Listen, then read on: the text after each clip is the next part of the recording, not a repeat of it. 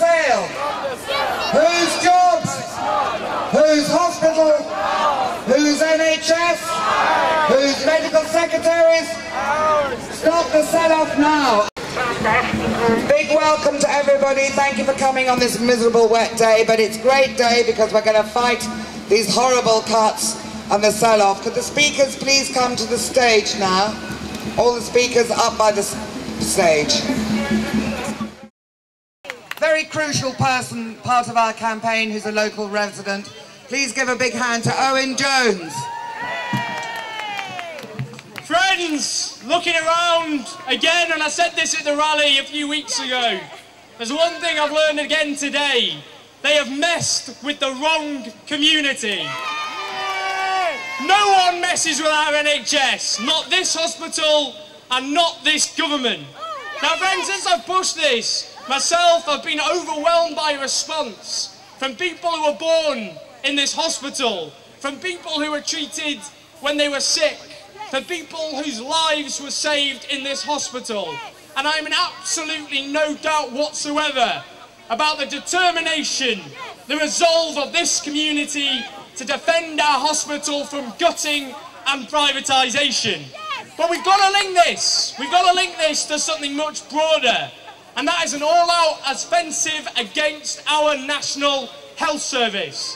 At the moment, private vultures are circling around our NHS because this government, with absolutely no mandate whatsoever, has launched the privatisation of our NHS. Yeah. Now, they didn't have the guts. They didn't have the guts to put that to the electorate, because as the Tory Nigel Lawson said in the 1980s, the NHS is the closest the English have to a religion.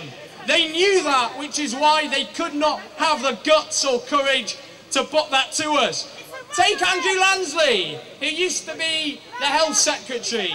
His private office was paid by the private healthcare company Care UK to the tune of £20,000 at the last election. Exactly the sorts of companies that are now going to benefit from the attack on our NHS. And what we're seeing are beds which are already at full capacity.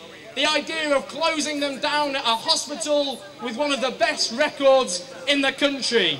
But what we've got to do is link it to campaigns right across the country. The inspirational struggle at Lewisham, where the community fought back. We are not going to get picked off one by one. We've got to link those struggles together.